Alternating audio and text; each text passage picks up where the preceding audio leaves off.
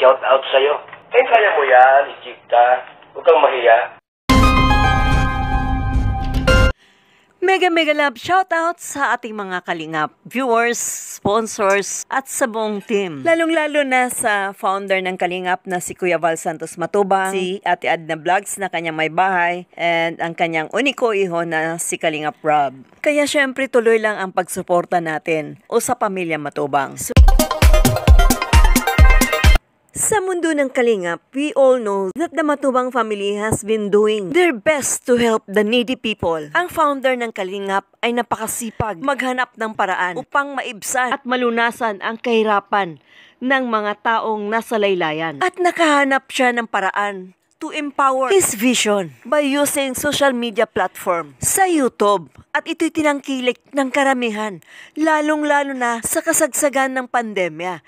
At doon siya sumikat through vlogging. And his son, Kalingap Rob, followed his footsteps. Siyempre, like father, like son. Tinangkilik din ito ng madlang people dahil sa vision na ginawa ng mag-ama and created some ideas to enhance in the eyes of the viewers by creating some love teams. And of course, it has 4 major love teams so far. May love team na Jomcar na tinangkilik ng karamihan na minsan ang views ay umaabot ng milyones. At pumapangalawa ang EDC na talagang napanga sila sa beauty ni Beyonce at walang ere.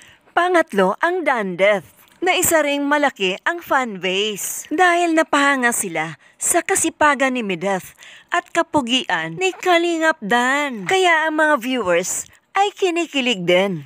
Pang-apat ang Cedros na iba rin ang estilo ng kanilang pagka-portray sa love team. Habang itong si Roseanne ay masigasi at prangka, while si Ced ay napakatahimik lang. Kaya very opposite sila sa isa't isa. Kung may love team, meron din tayong Melka and Lulu o Melo na mahilig kumanta ng religious song, a very inspirational song. And through this, si Kuya Val ay gumawa ng kanyang sariling version at ginawa niya ng talambuhay ang bawat isa sa Kalingap Angel. At take note, hindi biro ang kanyang pagiging direktor dahil ako mismo ay kinakabahan sa bawat galaw niya. Ito na, panuuri natin. Ayan na guys, sobrang hirap ang ginagawa ni Kuya Val. Kailangan pa niyang lumusob talaga sa ilog. At sinusundan-sundan niya ang bawat kilos ni Carla according sa kanyang direction or instruction. And mabuti naman at mabait ito si Carla dahil sinusunod din talaga ni Carla ang mga bawat sinasabi o kataga ni Kuya Val. Kung sinasabi niyang ilublob mo yung ulo sa tubig, ganun din ang gagawin ni Carla. Grabe, napakabait ni Carla. At sa nakikita natin, palipat-lipat si Kuya Val dahil kinukuhanan niya ito sa iba't ibang anggulo ang mukha ni Carla. Kaya medyo risky rin ang ginagawa ni Kuya Val dahil maaari siyang maslide at mauntog ang ulo sa bato. At buti na lang hindi naiilang si Carla dahil gustong-gusto niya rin ito na gagawin niya dahil inoffer niya ang sarili niya para makatulong sa Kalingap. Ayun, siguro sinabihan ni Kuya Val, maghilod ka Carla. Ayan, naghilod din si Carla. Napakabait talaga ni Carla. Oops, ayan na, tatayo na si Kuya Val. Oops, muntik na. Kaya nakakatakot din ang ginagawa ni Kuya Val para lang makatulong at magkaroon ng content. Hindi talaga biro ang magiging charity vlogger. Ayan guys, may kinuha pang isang tao si Kuya Val, props niya. Kunyari, re-rape niya itong si Carla. Talaga to si Kuya Val talaga. Alam mo ba, nakailang ulit na silang retake yung na yan, yung lalaking pinapabalik-balik niya para habulin si Carla. Kaya nakakaaliw itong ginagawa ni Kuya Val sa bawat talambuhay ng Kalingap Angels. Ayan na naman siya, lumipat na naman at tinawag na naman uli yung lalaki doon na raw sa kabila.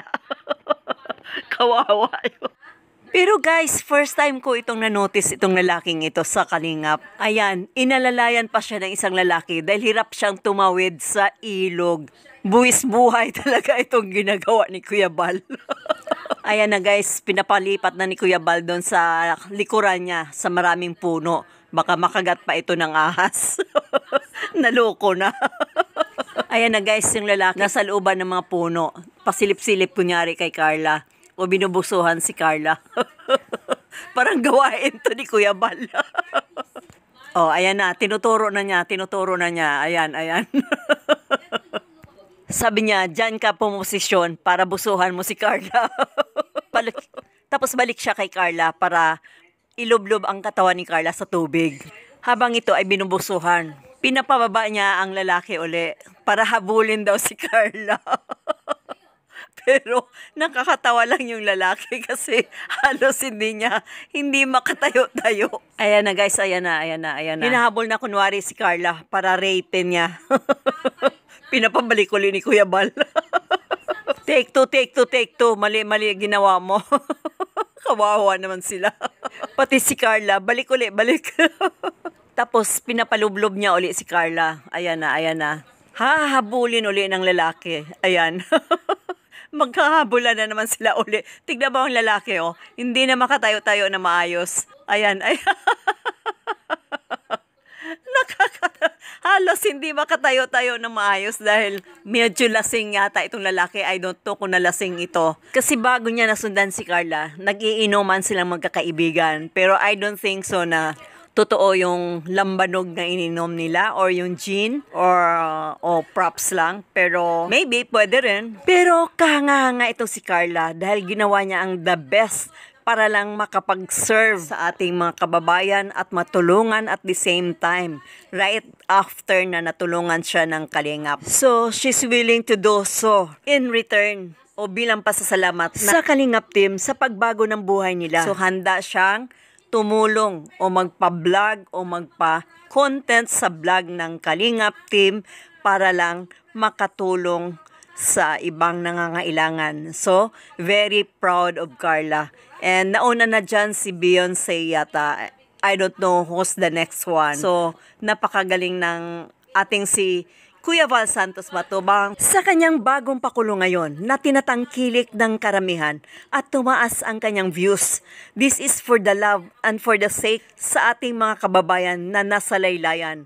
Handa siyang magbuwis ng buhay para lang ipatuloy ang kanyang vision para sa ating mga kapatiran na nasa laylayan. Kaya isang kahanga-hanga itong ginawa ni Kuya Val at ang kanyang pamilya. Kaya congratulations Kuya Val and to Carla and of course the rest. At sa aking mga followers, maraming salamat din sa pagdalaw sa aking munting bahay. Egypta TV, God bless you all.